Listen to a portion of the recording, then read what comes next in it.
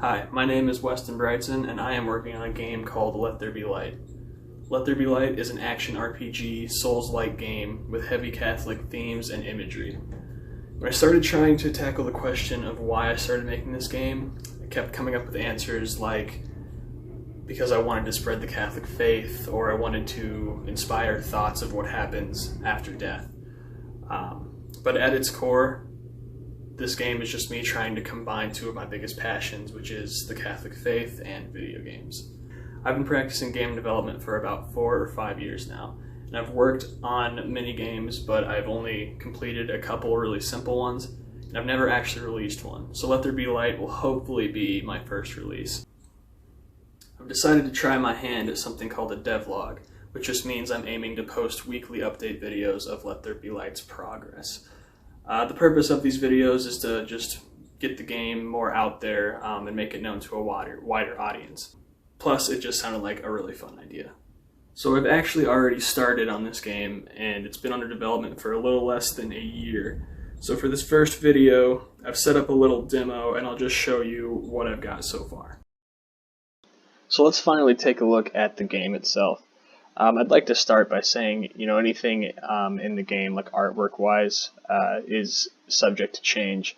Some of the stuff, like the walls, for example, this is my very first time ever making a tile set, so I made it very quickly just to kind of see how it worked.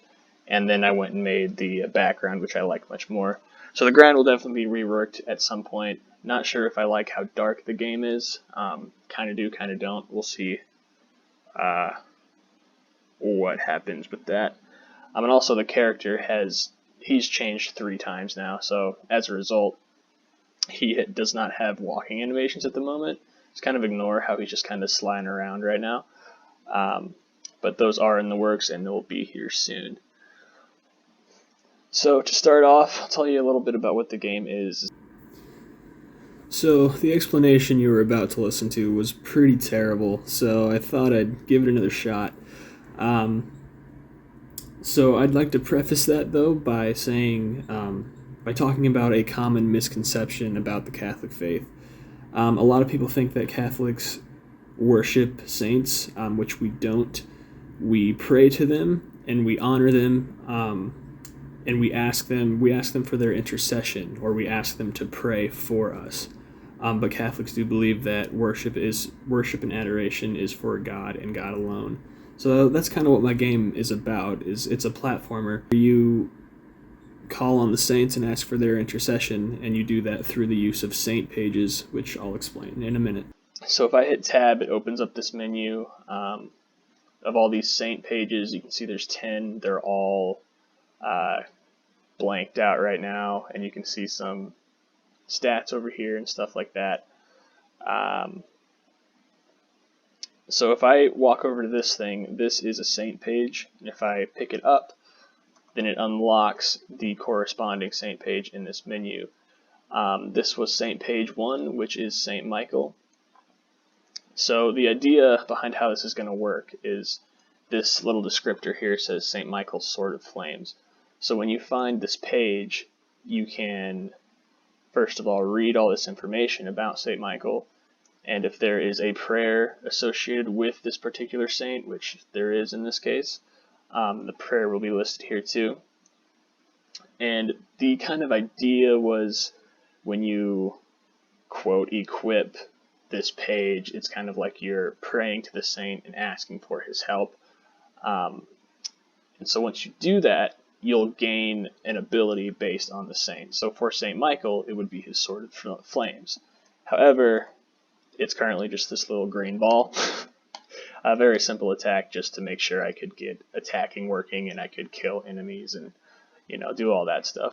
Alright, so if we go forward a little bit, we'll see our first view of some enemies, really basic ones. They just fly at me and shoot some stuff. And they'll continue to do that until I've killed them. But when I kill them, I do get some currency down here, which I have called graces. And if you go a little bit further, we'll find something called an altar. And again, this is just a block that I found a picture of a block, and I just put it in there. This will not look like this in the final product. So when you get to an altar, if you walk up to it, you have an option to pray at the altar.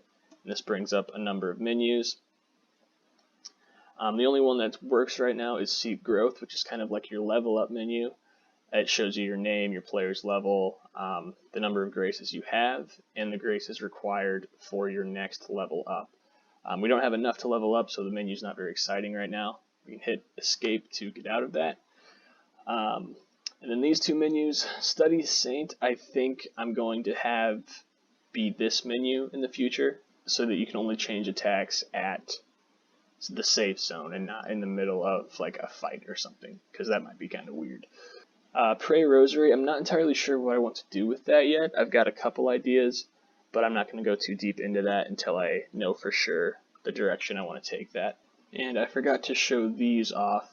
I accidentally picked them up right before I started recording this. But on this tab, you can actually tab over here to another menu for Saint cards. So I only have 10 Saint pages because 10 pages is at least 10 attacks or 10 Saint-based attacks, and I might have like an alternate attack for each Saint, which would be around 20 attacks, and that's a lot of drawing and a lot of coding. So I'm not sure if I want to code more than that many, but I definitely want to include more Saints than that, so I came up with these Saint cards, which you equip to your character to kind of add stat bonuses and boosts to your character. So moving on from that, we'll go this way a little bit. And I kind of want to use lights to kind of guide the player. So up here you can see a bright light indicating, not really indicating much, but kind of just drawing the player's attention. And down here is a red light, which is a little bit more ominous. So they might feel more tempted to go this way. And if they explore around a little bit, they might see another platform over there and they'll go to it. And they found another card up here. I placed that card there for the demo because the next enemy deals kind of a lot of damage, and this card specifically adds a lot of health. So I'm going to go ahead and put that on. And I also don't know if I want to keep this in the game yet, but currently I can put the same card into both of these slots and double the effect of the card, which is kind of neat, I think. So I'll have to think about that if I want to keep this in or not. It should be easy enough to take out if I decide I don't want it, but for now I will leave it in. So down here we've got this guy who's an enemy who I'm pretty proud of. Does a lot of damage, he's a little bit buggy. Yeah, that was good timing. He's a little bit buggy, but he works decently for now. And I'll work on fixing bugs here soon. I do have a lot of bugs that I do need to fix. But I kind of wanted to work on visuals right now to make the game look better. It both motivates me to work on it more, and it's a little bit more interesting for these videos.